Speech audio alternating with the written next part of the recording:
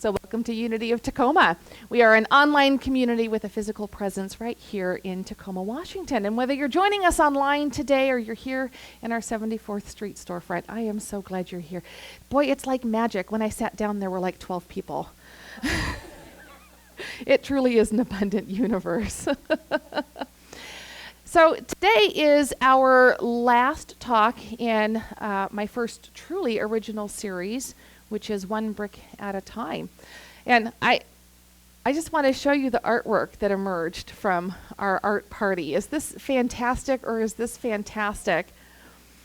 You know, there's so much that we could do with this. I was looking at these 5 bricks at the bottom, and I'm like, wow, they're like the 5 basic principles. They're these pillars of support for all of these other amazing creative ideas that are emerging. And I love that it's topped with a brick of a mountain, because you always kind of think of mystics as being on the mountain top. I chose the One Brick at a Time a theme for us because we're building something here. Unity of Tacoma has been around for a long time, long before me, long before David, I think probably before even our most long-standing long-timer. 70 years, 60 years, something like that. We've been around for a very long time. And we've been big, and we've been medium, and we've been small, and we've been medium. And then something happened within our culture in the recent generations that caused a trend of decline in church attendance. In fact, I was talking to one of our younger attendees, and they were admitting that words like God and church are still kind of push buttons for them. And boy, they were for me when I walked in the doors as well. So we're in this really interesting time where there is being called forth a desire to express our spirituality, a desire to really explore the revelations of science as it pertains to who we are. I think all of us have become armchair psychologists. It's so easy to find out about personality disorders and how to deal with difficult people and what could possibly be going on if my child is, misbehaving. Is it ADHD? Is it a personality disorder? Are they just a really energetic 3-year-old? But there's all of this information, and we've become information junkies, but we're looking for a place to go and express our spirituality with like-minded people. Some people find that with a hiking group, some find it in a yoga studio, and some are finding it in unity churches, which have sometimes been called unity centers, as the movement tries to figure out, how are we most accessible to people coming through the door. So here we are, Unity of Tacoma, with a long history of successes. Many, many successes, many lives touched, many people lifted up. And here we are planting a new church, basically. I think if we look around, I can just see so many new faces among the people who have that legacy knowledge that they bring with them about what Unity Tacoma has been and watching what Unity of Tacoma will be.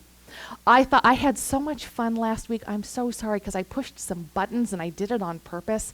I talked about what if we stopped singing the peace song. And over here at the Peanut Gallery, they're like, and, change happens. And the long timers were like, that is a tradition. I mean, you may as well not have a Christmas tree at Christmas. And that's how I felt when my church dropped the peace song. Man, it hurt. I was like, you've got to be kidding me. I mean, I would walk out of church floating on clouds after singing the peace song. It was so personally relevant to who I was and what I was trying to become in the world. But change happens. Change happens, and we're a more youthful organization.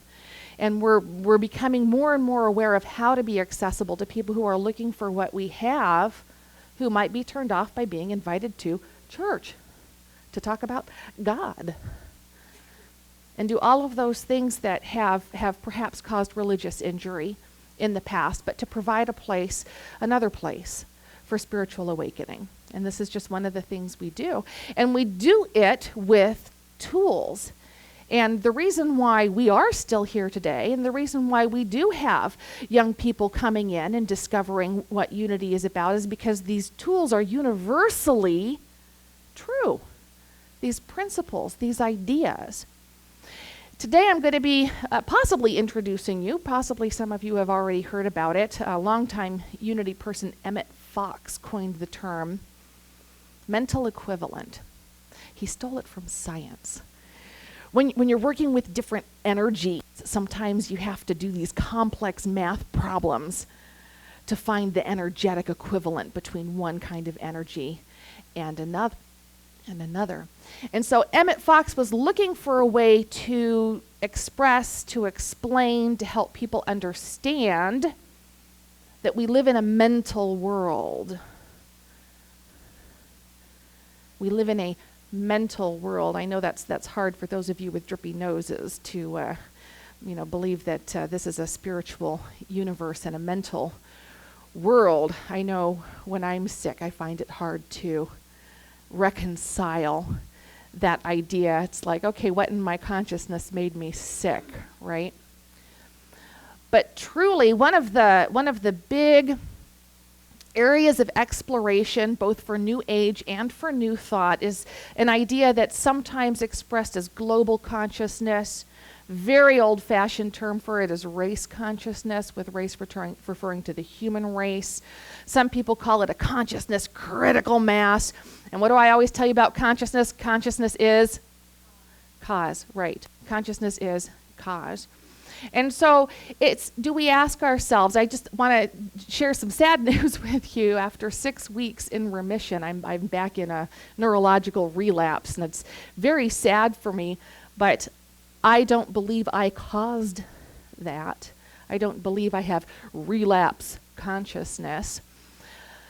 I think it's possible that with the idea of a global consciousness and an issue, an illness of any kind, coronavirus, cancer, MS, whatever it is, that's manifesting itself in the world, it's manifesting itself out in the world. This is an issue for global consciousness. Is everyone familiar with the 100th monkey theory?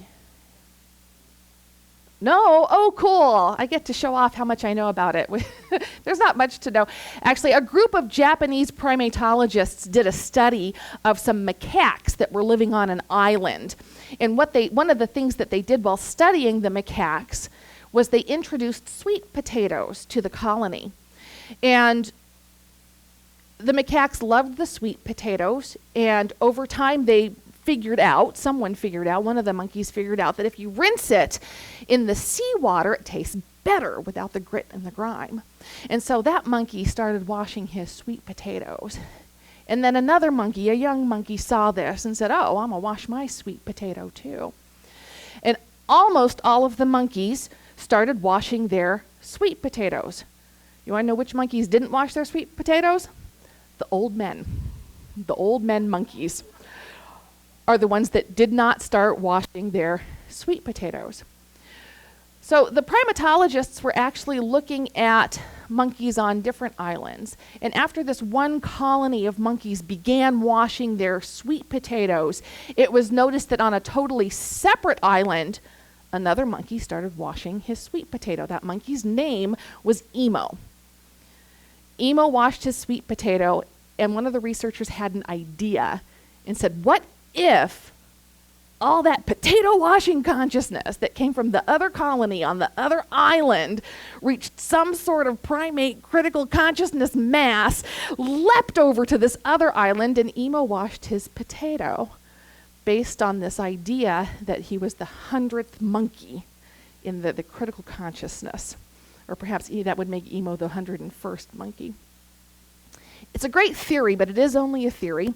Think about it. A young monkey on one island figured out how to wash a sweet potato, and a young monkey on another island figured out to wash a sweet potato. They figured it out at different times, but there are a lot of other explanations for what happened, but the idea is very interesting. And the idea is supported by science, especially the soft sciences like psychology, right?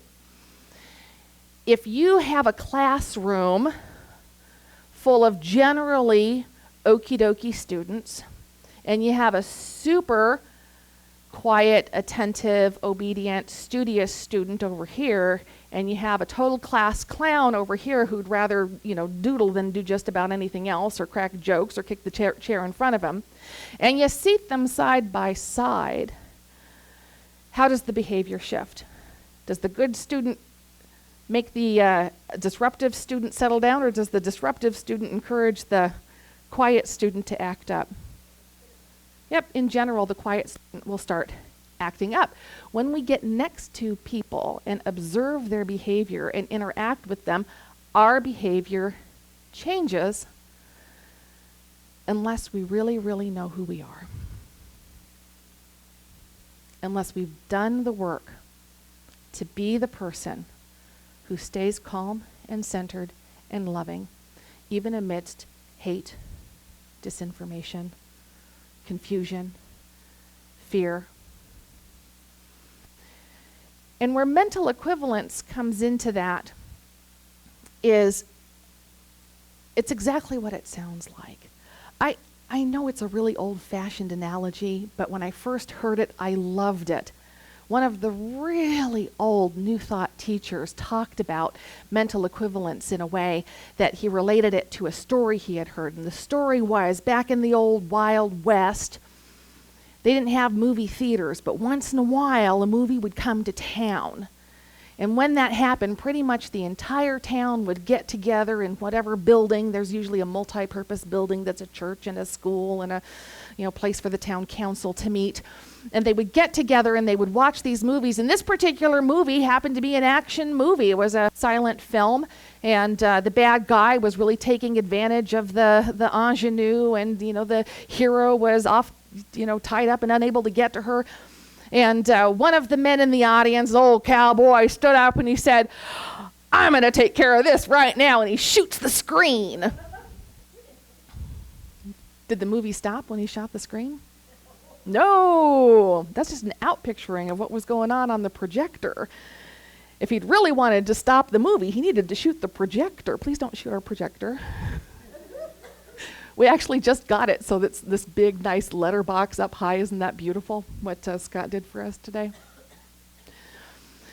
But there is this idea, and it's supported by psychological studies, that how you think is affected by what you believe.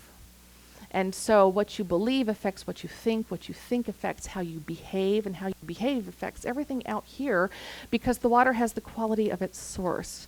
Remember I mentioned that was the first time I really understood how what is going on for me could affect what's going on out here. And I know from experience, because I've experimented with this stuff, and I invite you guys to do so as well, that it's not just reframing. It's not just, well, if I modify my behavior, then the person I'm with will modify their behavior, right? That's a part of it. But there's also another part that I just can't explain, and I don't feel the need to, because I just have experienced it enough myself to know that when I change, the world around me changes in ways that I can't fathom or experience. I can't make someone do what I want them to do, but when I change and I hold myself as being the love of God in expression, everything around me shifts.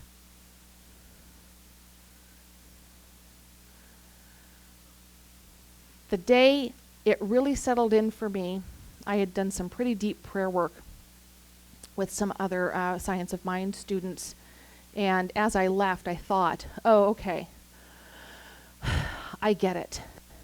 I changed who I am, so I've changed the situation because I've changed how I look at the situation.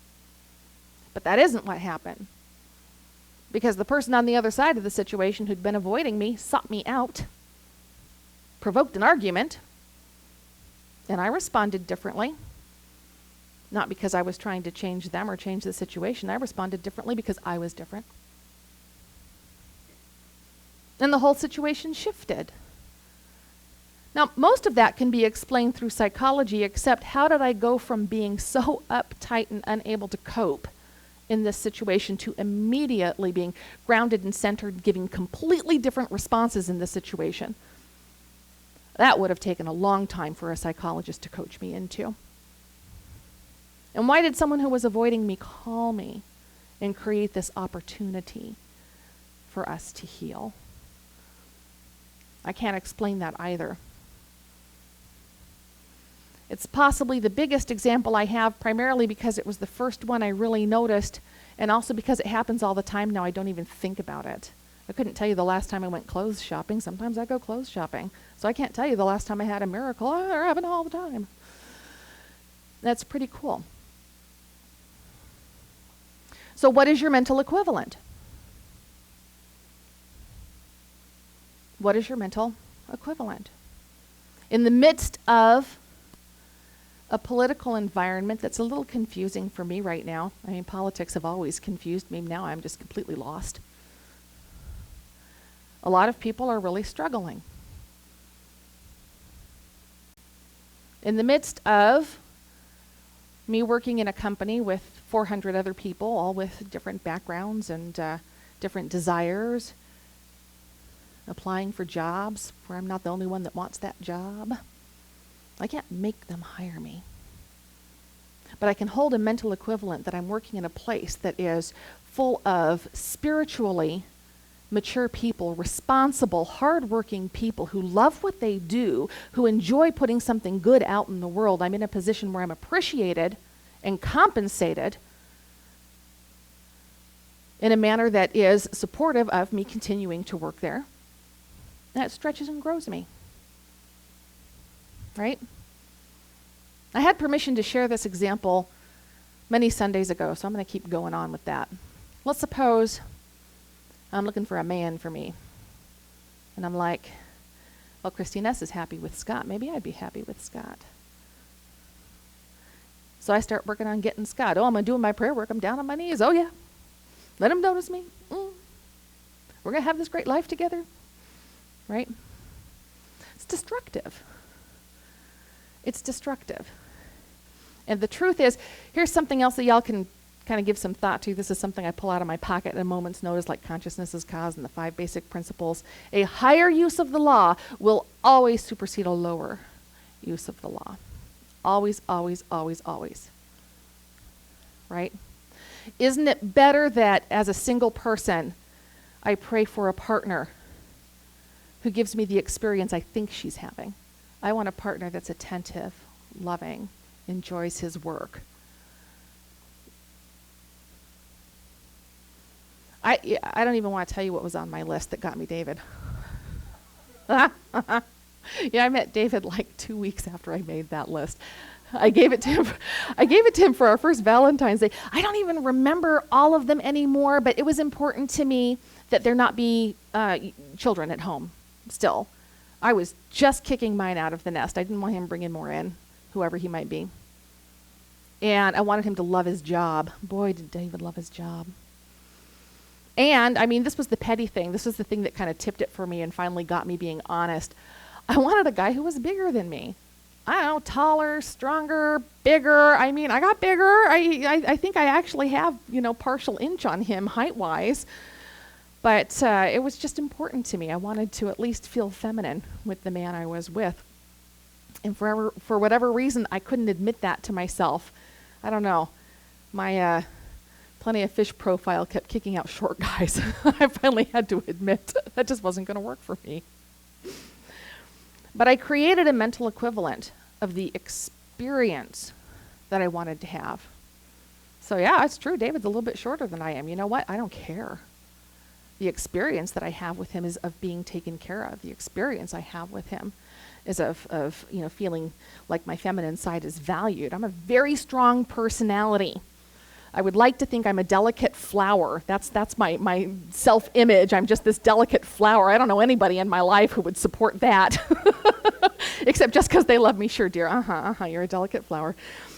But David makes me feel sweet and delicate and soft and feminine. And that was the experience that I was looking for, and that was my mental equivalent for divine right partnership. So there's this place where we get to play, right? It's not that job. Oh, that job is so good for me. I once applied as Kathy Ann Lewis's executive assistant. Thank God I didn't get it. But I thought it was perfect for me. I'm a practitioner. I know Microsoft Word. I know the organization. They made me take a personality test. And if you overlay my personality test with Kathy Ann's personality test and the church manager at the time, if you overlaid all of our personality tests, they were just fractions away from each other. And they were looking for someone who was completely different, with different strengths, different weaknesses, to balance each other out.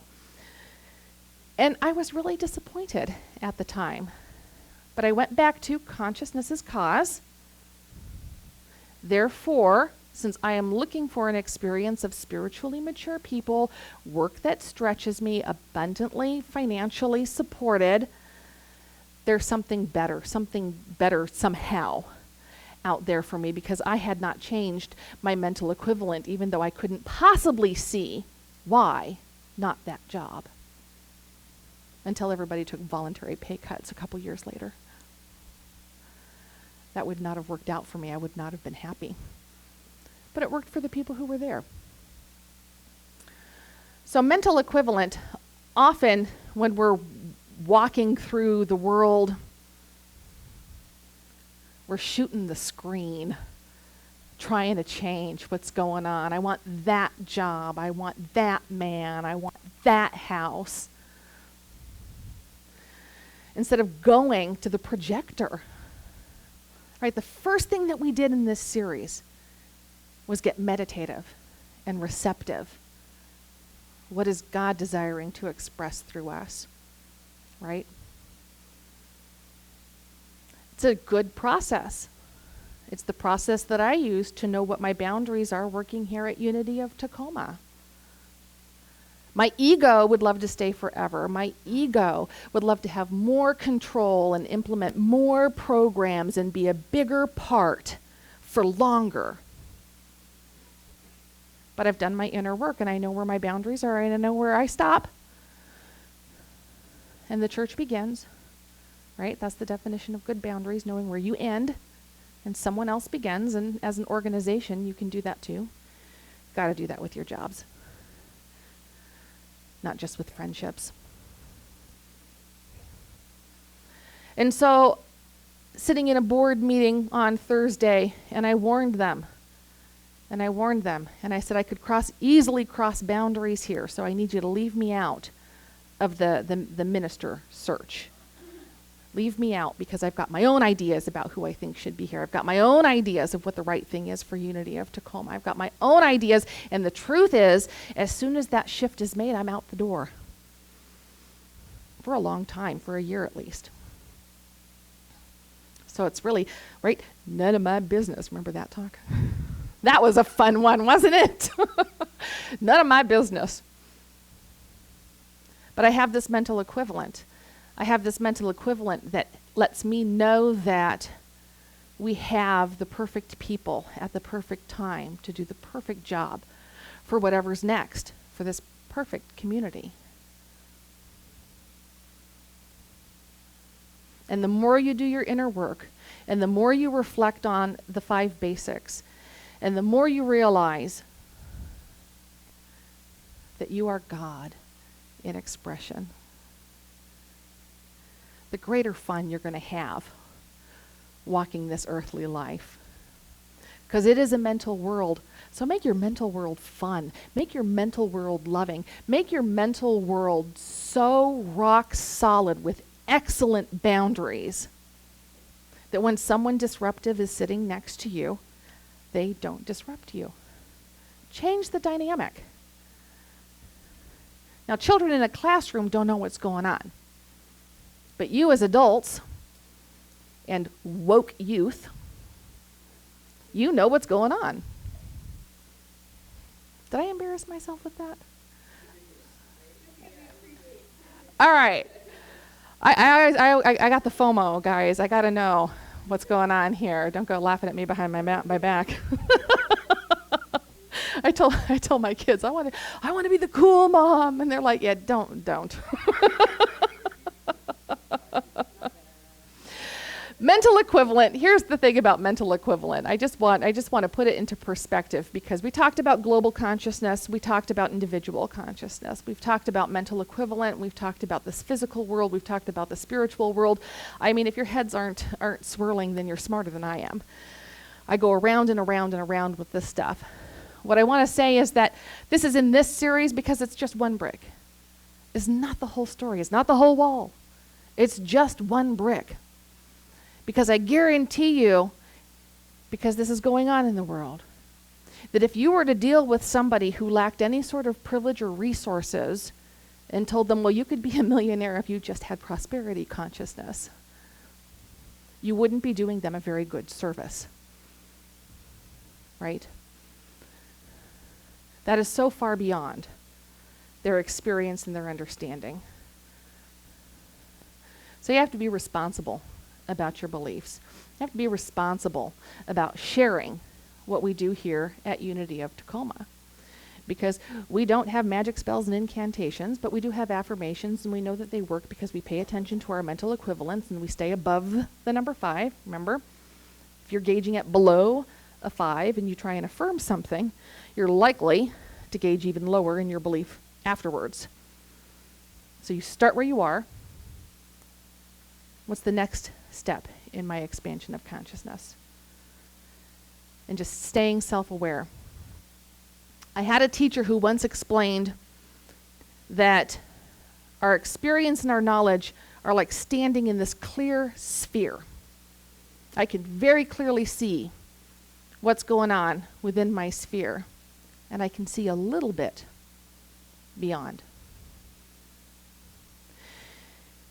We can get in trouble when we look at somebody else's sphere and try and affirm for what somebody else has, all right? Which is why I'm really encouraging this community to consider doing a process for a mission and vision that's truly reflective of who we are, right? Because I think I know what I want because they have it and they seem happy. But if that is far enough out of my sphere, every barrier to my good will come up for healing, and it will get messy. It will get ugly. It will get crazy. Cray cray. Is that old now? We still say cray cray? All right. She's like, no, don't do it. Don't. Yeah, it wasn't even cool, but it was cool, right? Yes. All right, Peter. I agree with you there.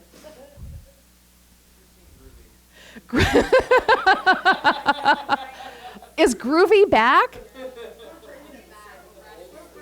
We're bringing Groovy back.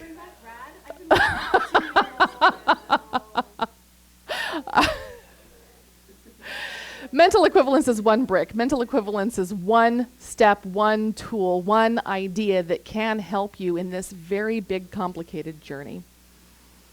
I would love to say that I have the answer for each and every one of you of what you need to work on next, what is yours to do, but only you can answer that, and only you can do that through internal processes like meditation and like the visioning that we're going to do for the church today after the service.